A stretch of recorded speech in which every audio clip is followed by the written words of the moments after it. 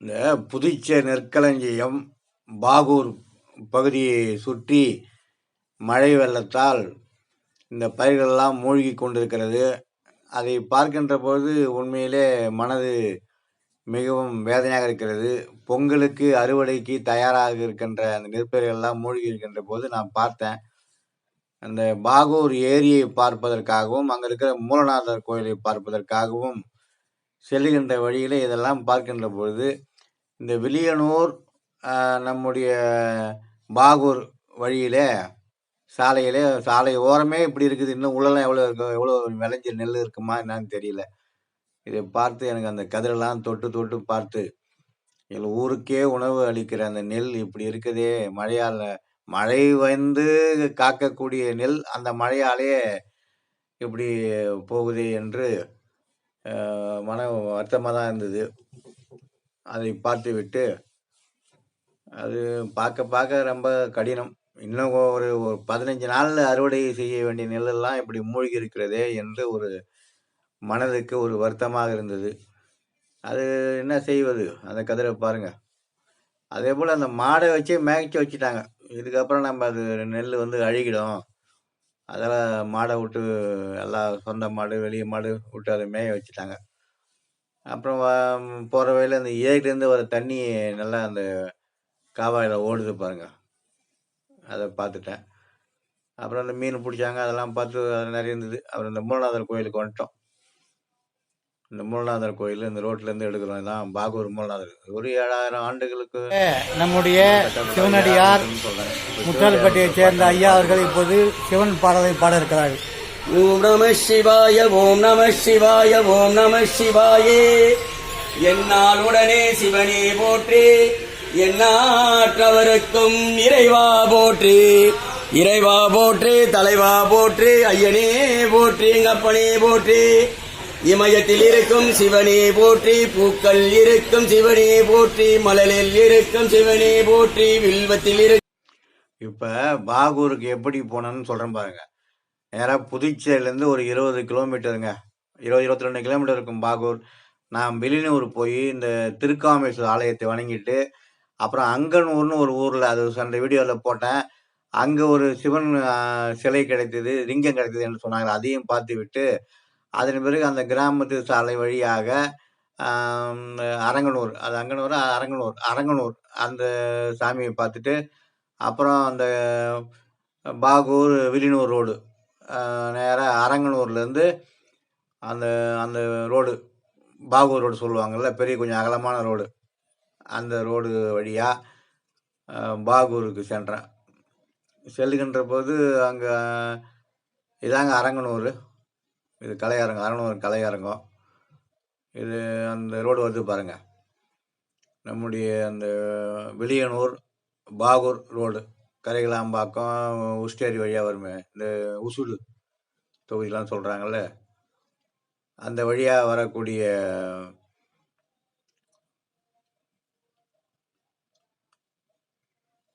இதான் விவசாயம். 2 பக்கம் விவசாயம், நடுவில் ரோடு. பார்க்கறதுக்கு நல்லாயிருக்கும். இங்கேருந்து ஒரு 3 கிலோமீட்டரில் நம்ம பாகூர் வரும். பாகூருக்கு நம்ம எங்கள் பகுதியிலேருந்து போகின்ற இப்போ தாங்க பாகூர் ஏரி வந்துட்டோம். பாகூர் ஏரி புதுச்சேரியில் 2வது பெரிய ஏரி என்று சொல்கிறார்கள். இது நிறைய இந்த சுற்று வட்டார தமிழக பகுதி, புதுச்சேரி பகுதி இதெல்லாம் வந்து சோழர் காலத்தில் ஒரு கிபி 700 அப்படி கட்டிய கோயில் இது ஏரி என்று சொல்கிறார்கள். இந்த ஏரியை பார்ப்பதற்கு மிக அற்புதமாக இருந்தது. ஒரு பெரிய ஏரியை பார்க்கணும், நீர் ஃபுல்லாக நீர் நிறைஞ்சிருக்குது. மழை வேற இப்போ லைட்டாக வந்தது. இதை பார்த்து கொண்டு ரசித்து இயற்கையை ரசிக்க வேண்டும் என்று அந்த பாகூர் ஏரி கரையிலே நடந்து போனேன் கொஞ்சம் தூரம். பாருங்கள் எவ்வளோ விரிந்து காணப்படுது பாருங்கள். இந்த பாகூர் ஏரி பார்த்துட்டு அதன் பிறகு மீண்டும் அந்த கோயிலுக்கு செல்லணும். இந்த கோயிலுக்கு இந்த பாகூர் ஏரி சோழ காலத்தில் கட்டப்பட்ட ஏரின்னு நினைக்கிறேன். பெரிய ஏரி. இதுதான் புதுச்சேரி நெற்களஞ்சியம் பாகூர் என்று அழைக்கப்படுகிறது. நிறைய நெற்கள், நெல் விளைகிற இடம். இப்பொழுது ஏரியை பார்த்தாச்சு. அப்புறம் முக்கியமான அந்த மூலநாதர், வேதாம்பிகை உடனுரை மூலநாதர் விநாயகர், விநாயகரை வணங்கிட்டு அப்புறம் அந்த இது தொல்லியத்துறைக்கு சொந்தமான கோயில். அப்புறம் இந்த நற்கோணியாவது நமச்சிவாயவே என்று உங்களுக்கு அந்த போர்டை பார்த்து மனசு மகிழ்ச்சியாக இருந்தது. இந்த நந்தியை பாருங்க, ஒரு பக்கமா சாஞ்சிருக்கு பாருங்க நந்தி. அது செவி சாய்ச்சி நம்ம சொல்ற குறைகள் எல்லாம் சிவபெருமானை சொல்லி தீர்ப்பதாக இந்த ஐதீகம் இருக்கிறது. இது என்ன ஒரு அதிசயம் என்னன்னா, இது கிட்டத்தட்ட 1500 ஆண்டுகள் அந்த பழமை மாறாம அப்படியே இருக்குது. இந்த கொடிமரம் பாருங்க, அந்த கொடிமரத்தை பார்த்து கொண்டே இருக்கலாம். அவ்வளோ அழகாக செப்பு தகரால் மழை பெய்து கொண்டு லைட்டாக தூத்த போட்டு அதையும் பார்த்து வியந்து போனேன். இதை சுற்றி சுற்றி பார்ப்பதற்கு எனக்கு அற்புதமாக இருந்தது. இந்த பாகூர் ஆலயத்தில் இப்பொழுது சுவாமி தரிசனம் செய்கிறோம். தொற்றுணை வேதியின் சோதி ஆனவன் பொற்றுணை சுந்தடி பொருந்த கைத்தோடு கட்டுணை பூட்டியோர் கடலில் பாய்ச்சிடும் நற்றுணையாவது நமச்சிவாய சொன்னாங்கள்ல, அது அந்த வரி. அதே போல் நம்முடைய சூரியன் கொடிமரம் பாருங்கள், அற்புதமாக இருப்பாங்க. நந்தி பக்கத்தில் இதுதான் என்ட்ரன்ஸ். கொடிமரம், வழிபீடம், கொடிமரம், நந்தி,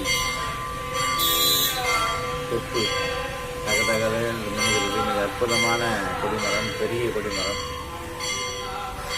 இதெல்லாம் அரசர் காலத்தில் அந்த ஒரு 7000 ஆண்டுகளுக்கு முன்னால் பழமையான கோயில் தான் இருக்குது. அதே போல் இது 1500 ஆண்டுகள் பழமையான கோயில். அப்போது எல்லாம் அந்த சுற்று பிரகாரத்தில் மேற்கு பார்த்த லிங்கம், இந்த மேற்கு பார்த்த லிங்கத்தை இப்போ பார்க்குறோம். அந்த சுற்று பிரகாரம் அந்த மூலவர் சன்னிதி கருங்கல்லாம் செய்யப்பட்டிருக்கு இல்லையா, அந்த சுற்று பிரகாரத்தில் ஃபுல்லாக கீழே வந்து ஒரு அகழினோடு இருக்குது அந்த சுற்றி. அது நிறைய நாட்டியம் ஆடுகிற மங்கை, அந்த இதெல்லாம் யானை படம், குரங்கு பேன் பார்ப்பது போன்ற எல்லாம் ஒரு வித்தியாசமான படங்கள் எல்லாம் சிலைகளை செதுக்கி வைத்திருக்கிறார்கள். தட்சிணாமூர்த்தி தெற்கு நோக்கி இருக்கிறார். இது சுற்று பிரகாரத்தை தெற்கு பக்கம்.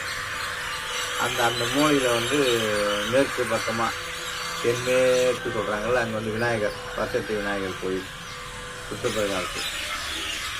இது வந்து வடக்கு பகுதியில் பெருமாள் இருக்கிறார். அங்கெல்லாம் ஒரு கீழே சிலை இருக்குது, கல்வெட்டு, நிறைய கல்வெட்டு எக்கச்சக்கமாக இருக்குது. ஒரு 20-30 கல்வெட்டு இருக்கும் பொழுது அது நமக்கெல்லாம் படிக்க தெரியாது. இது வந்து மேலே விமானம். இது ஒரு முருகர் ஆலயம். இது அந்த பக்கம் விநாயகர், இந்த பக்கம் முருகர். இது வந்து வடமேற்கு. இது ஏதோ ஒரு கல்வெட்டில் முதலியார் குடும்பம் ஏதோ போட்டிருக்கு. அது எந்த வருஷம் தெரியல. முதலியார் குமாரர்கள் ஏதோ போட்டிருக்கு. பழமையான கோயில். இது வள்ளி தெய்வானை முருகர் ஆலயம், சுப்பிரமணிய சுவாமி.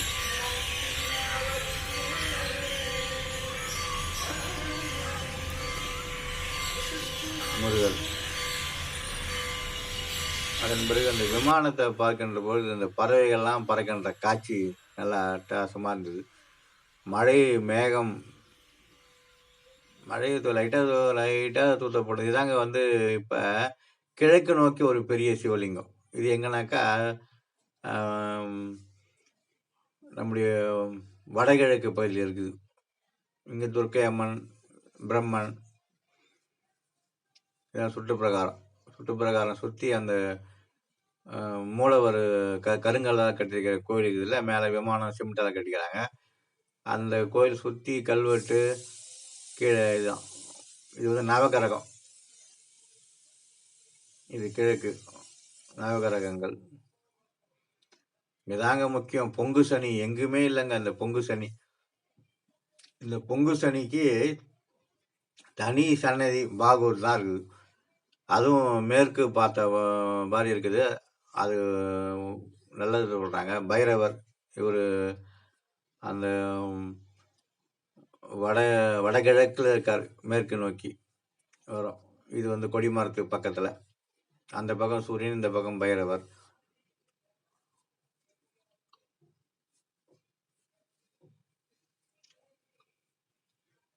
இதாங்க உள்ள என்ட்ரன்ஸு. நட்டுணையாவது நமச்சிவாயன்னு போட்டுருக்குது பாருங்க. நட்டுணையாவது நமச்சிவாயமே. இல்லகை விளக்குது விரல் கெடுப்பது, சொல்லகை விளக்குது சோதி உள்ளது, பல்லகை விளக்குது படலம் காண்பது, நல்லகை விளக்குது நமச்சிவாயுவே என்று அந்த வேதாம்பிகை, இங்கே ஒரு வேத பாடசாலை அந்த காலத்துக்கு இருந்ததுன்னு சொல்கிறாங்க, அரசன் காலத்தில். அந்த வேதாம்பிகை உடனுரை மூலநாதர் திருக்கோயிலை பார்க்கின்ற ஒரு பாக்கியத்தை இறைவன் கொடுத்தான். எங்கெல்லாம் கோயில் நிர்வாகம் பண்ணுறவங்க நம்முடைய சிவனடியார் முத்தால்பட்டியைச் சேர்ந்த ஐயா அவர்கள் இப்போது சிவன் பாடலை பாட இருக்கிறார்கள். ஓம் நம சிவாய, ஓம் நம சிவாய, ஓம் நம சிவாயே. என்னாலுடனே சிவனே போற்றி, எந்நாட்டவருக்கும் இறைவா போற்றி. இறைவா போற்றி, தலைவா போற்றி, ஐயனே போற்றி, அப்பனே போற்றி. இமயத்தில் இருக்கும் சிவனே போற்றி, பூக்கள் இருக்கும் சிவனே போற்றி, மலலில் நம சிவாய, ஓம் நம சிவாயே. இறைவா ஓம் நம சிவாயே, ஐயனே ஓம் நம சிவாயே. இமயத்தில் இருக்கும் சிவனே போற்றி, பூவில் இருக்கும் சிவனே போற்றி, பாலில் இருக்கும் சிவனே போற்றி, ஜவ்வதிருக்கும் சிவனே போற்றி. ஓம் நம சிவாயே, ஐயனே ஓம் நம சிவாயே. நம சிவாயே, நம சிவாயே, ஓம் நம. இப்பொழுது இந்த கோயிலை வந்து அவர்கிட்ட தான் இப்போ உள்ள பாகூர் கோயில் போடுதா, மூலநாதர் கோயில், வேதாம்பி உன்னுரை கோயில் என்ட்ரன்ஸ் உள்ளே போகிற மாதிரி உங்களுக்கு காட்டுறேன். இதாங்க என்ட்ரன்ஸு. இந்த ரோட்லேருந்து கொஞ்சம் கீழே பள்ளமாக இருக்குது, ஏன்னா பழைய கோயில் இல்லையா. அப்படியே உள்ளே போகிறோம். உள்ளே போகின்ற பொழுது அந்த பலகையை பாருங்கள். மூலநாத சுவாமி தேவஸ்தானம். காலைல 6 மணிலேருந்து 8:30 மணி, மாலை 6 மணிலேருந்து 8:45 மணி திறந்திருக்க நேரம். நம்முடைய குருக்கள், இங்கே இருக்கிற குருக்கள் வேதாம்பிகை கோயிலை பற்றியும் இங்கே இருக்கிற கோயிலை பற்றியும் நமக்கு மிக தெளிவாக சொல்கிறார்கள் இந்த குருக்கள். இவர் பல ஆண்டுகளாக பரம்பரையாக அங்கே குருக்கள் நினைக்கிறாங்க குடும்பம். அவர் இந்த கோயிலை பற்றி மிக அற்புதமாக நமக்கு விளக்கம் தந்தார்கள். மனது மகிழ்ச்சியாக இருந்தது. அவருக்கு தெரிஞ்ச அளவுக்கு அவர் சொல்லியிருக்கார். பல 1000 ஆண்டுகள் பழமையான இந்த கோயிலில் நாம் தரிசனம் செய்கின்ற பாக்கியத்தை இறைவன் நமக்கு கொடுத்தான் என்று சொல்லி அவரிடம் கேட்கின்ற போது சில நல்ல கருத்துக்களையும் அந்த கோயில் வரலாற்றையும் பற்றி தெளிவாக எடுத்துக்கொண்டார்கள். இப்போது அந்த குருக்கள் பேசியதை கேட்போம். துணையாவது நமச்சிவாயவே. முதலாம் அழகிய சோழ சதுர்வேதி மங்கலம், அதன் பிறகு வாகூர், அதன் பிறகு பாகூர். இந்த ஊரானது முற்பெயர். இதில் முதலாம் பராந்தக சோழன் யார் என்று சொன்னால் ராஜராஜ சோழனுடைய தாத்தா, கண்ணரக தேவனுடைய பரம்பரை. 6ஆம் நூற்றாண்டு இறுதி 7ஆம் நூற்றாண்டு தொடக்கம். முதலிலே இது மரக்கோயிலாகவும் இருந்திருக்கிறது. இந்த ஊரிலே சமஸ்கிருத கல்லூரி இருந்தனால் அம்பாளுக்கு இங்கு வேதங்கள்லாம் தழைத்த இடமாக இருந்ததால் அம்பாளை வேதாம்பிகை என்று அழைக்கின்றோம். சுவாமியுடைய பெயர் மூலநாதர். மூலம் என்றால் முதல். அதே மாதிரி இந்த ஆலயத்தினுடைய நந்திய பெருமான் செவிசாட்சி நந்தி. செவிசாட்சி நந்தி அவனுடைய அருள் நம்மளுக்கு என்னதான் கஷ்டங்கள் தோஷங்கள் இருந்தாலும் இவ்வாலயத்திற்கு வந்து சென்றால் நிம்மதி கிடைக்கும். அதற்கடுத்தாற்போல் பால விநாயகர், சோடச கணபதி என்று பெயர், 16 வகை கணபதி. அதிலே முதலாக வர கணபதி பாலகணபதி. அந்த பாலகணபதியானது இவ்வாலயத்திலே ஒரு கையிலே கரும்பு, இன்னொரு கையிலே வாழைப்பழம், தும்பிக்கையில் மாம்பழம். ஒரு விநாயகருக்கு தும்பிக்கை நீண்டிருந்தால் அனுக்கிரகம் அதிகம். அப்படி இந்த விநாயகருக்கு என்ன அனுக்கிரகம் என்றால் குழந்தை பேறு. சங்கடக சதுர்த்தி காலத்தில் அந்த விநாயகர் பெருமானுக்கு தேன் வைத்து நைவேத்தியம் பண்ணால் கருவானது தரிக்கும், கரித்த கருவானது தங்கும். அடுத்ததாக பொங்கு சனி. இவ்வாலயத்தில் பொங்கு சனி வீற்றிருக்கின்றார். மங்கு சனி, பொங்கு சனி, மாண்டச்சனி. 2வது சுற்று வருகின்ற சனி பொங்கு சனி. எவ்வளவுதான் நமது ஜாதகத்திலே தோஷங்கள் இருந்தாலும் இந்த சனீஸ்வர பகவானை நாம் தரிசித்தோமானால் பாவங்களானது விலகும். இவ்வாலயத்திற்கு வந்து சென்றாலே ஒரு மாற்றங்கள் வரும், ஒரு சந்தோஷம் நிகழும், கஷ்டங்கள் விலகும். ஓம் நமச்சிவாய.